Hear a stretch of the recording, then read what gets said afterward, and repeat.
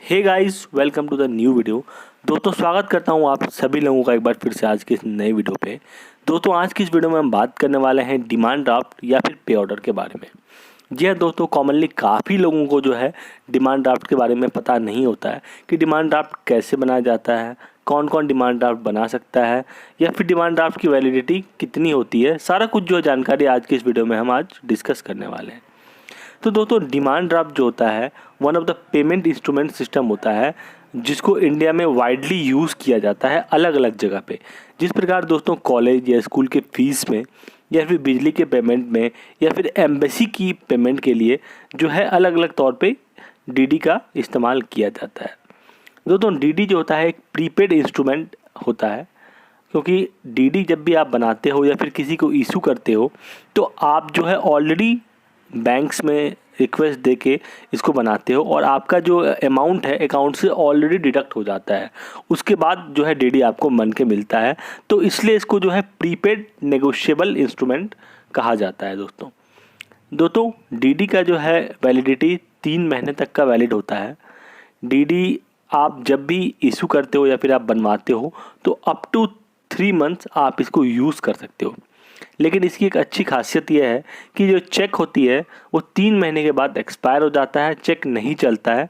लेकिन डीडी को जो है आप रीवैलिडेट करा सकते हो। जी हाँ दोस्तों, जहाँ से भी आपने डीडी बनवाया है, जिस बैंक से भी आपने डीडी बनवाया है, आप उसको और फर्दर 3 मंथ्स के लिए रीवैलिडेट करवा सकते हो। दोस्तों इसके बाद बात आती है कि आप डीडी कैसे बना सकते हो। दोस्तों डीडी जो है कैश और चेक दोनों के थ्रू बन सकता है। दोस्तों जनरली क्या होता था पहले कि लोग कहीं से भी डीडी बनवा सकते हैं किसी भी बैंक से, लेकिन आज के टाइम में हर एक व्यक्ति का अपना एक सेविंग बैंक अकाउंट होता है। इसलिए ये एडवाइस किया जाता है कि बैंक्स जहाँ पे भी आपका सेविंग बैंक अकाउंट है आप वहीं से जाके डीडी बनवाओ। अप टू 50,000 जो है आप अपने अकाउंट से डायरेक्ट बनवा सकते हो ओनली डीडी रिक्वेस्ट स्लिप के बिहाफ पे। अगर 50,000 से अमाउंट आपका ज़्यादा होता है तो आपको जो है चेक उसमें अटैच करना पड़ता है। जी दोस्तों, एक डीडी का फॉर्म या फिर रिक्वेस्ट फॉर्म और एक चेक की कॉपी या जो चेक है वो आपको लगानी पड़ती है। वैसे डीडी आप किसी भी बैंक से कैश देके बना सकते हो अप टू 50,000, लेकिन आज के टाइम में जैसा कि मैंने आपको बताया कि जहाँ पे आपका सेविंग बैंक अकाउंट है वहीं पे आपको एडवाइस किया जाता है कि आप डीडी वहाँ से बनाएं। दोस्तों जो डीडी है और आपका आज के टाइम में काफ़ी यूज़ किया जाता है। जैसे आपने अगर होम लोन लिया हो या फिर किसी भी बड़ी तरह की पेमेंट कर रहे हो जहाँ पे एक सिक्योरिटी सिस्टम बिल्डअप होता है, वहाँ पे डीडी के थ्रू जो है पेमेंट किया जाता है। दोस्तों कॉमनली सारे बैंक्स का जो है डीडी रिक्वेस्ट फॉर्म सेम ही होता है। चाहे आप एसबीआई की ले लो, आईडीएफसी की बात कर लो, आईसीआईसीआई बैंक या एचडीएफसी बैंक या पीएनबी बैंक, सारे बैंक्स का जो है एक डीडी रिक्वेस्ट फॉर्म होता है, वो एक सेम ही होता है। उसमें आपको कुछ बेसिक डिटेल्स ही डालनी होती है कि आपको डीडी जो है कहाँ के लिए बनानी है। मतलब डीडी हुआ है जो आईसीआईसीआई बैंक का है, क्योंकि सारे बैंक का डीडी फॉर्म लगभग सेम ही होता है। तो यहाँ मैं आपको फिल करके बताने वाला हूँ कि डीडी का जो फॉर्म होता है कैसे फिल करते हैं, क्या क्या डिटेल्स यहाँ पे डालनी होती है। तो दोस्तों प्लीज़ जो है इस फॉर्म को आप भरते हुए थोड़ा ध्यान से देख लो, ताकि आप कभी भी अगर नेक्स्ट टाइम बैंक्स में जाते हो डीडी के रिगार्डिंग तो आपको इसके रिगार्डिंग कभी भी किसी प्रकार की कोई परेशानी या प्रॉब्लम नहीं। दोस्तों यहाँ पे मैंने डीडी का फॉर्म ले लिया है, जैसा कि आप स्क्रीन पे देख रहे होंगे कि यहाँ पे सबसे पहले आपको ऊपर में डेट डालना होता है जिस भी डेट को आप बना रहे हो। जैसे एग्जांपल आज 17 है तो मैंने यहाँ पे डेट डाल दिया। नीचे जिस भी ब्रांच में आपका अकाउंट है वो आपको यहाँ पे डाल देना है।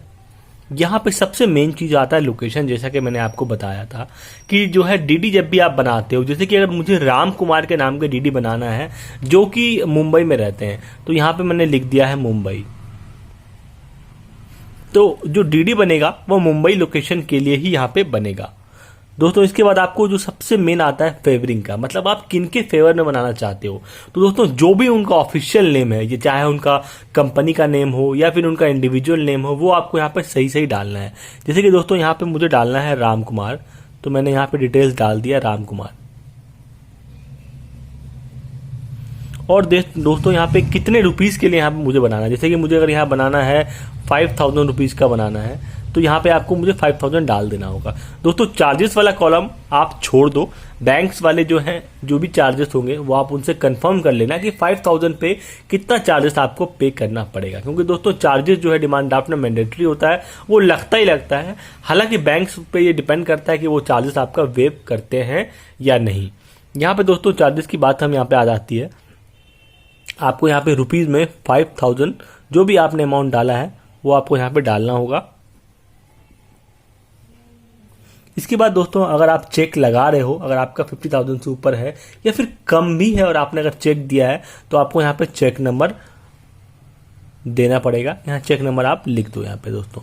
इसके बाद आप देख रहे हो दोस्तों कि अगर आपको डायरेक्ट अकाउंट से अगर आप पैसा कटवाना चाहते हो तो आप यहाँ डायरेक्ट अकाउंट नंबर दे सकते हो। इसके बाद दोस्तों यहाँ पे आपको आपका जो है साइन, आपका नाम जो आएगा, पूरा नाम आता है यहाँ पे। और दोस्तों यहाँ पे जो है ये नीचे जो है ऑफिस यूज़ के लिए है, तो ये आपको छोड़ देना है। यहाँ पे आपको बैंक डिटेल, यहाँ का जो आपका नंबर है, मोबाइल नंबर, वो आपको डालना है।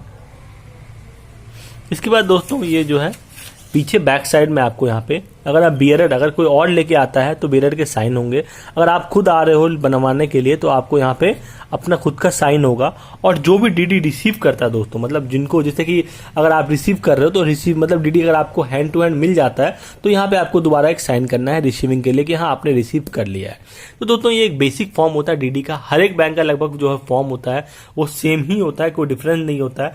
इसके साथ अगर आप चेक लगाते हो, बैंक अगर आपसे चेक की डिमांड करता है तो आप चेक लगा देना। और चेक नंबर जैसा कि मैंने आपको बताया यहाँ पे डिटेल्स होती है चेक नंबर डालने की, वो आप डाल देना दोस्तों। तो दोस्तों इस प्रकार ये जो वाली स्लिप है, ये वाली पार्ट कस्टमर रिक्वेस्ट होती है। लेकिन अगर आप हैंड टू हैंड डीडी ले रहे हो तो इसकी कोई रिक्वायरमेंट नहीं है।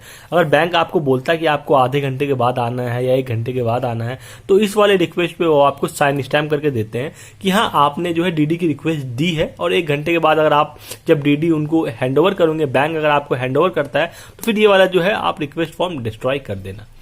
तो दोस्तों ये रहा डीडी का बेसिक फॉर्म, ऐसे ही आपको फिल करना होता है। अगर दोस्तों इससे आपको, इस वीडियो से अगर आपको कुछ भी सीखने को मिला तो प्लीज़ वीडियो को लाइक करें और चैनल को सब्सक्राइब करना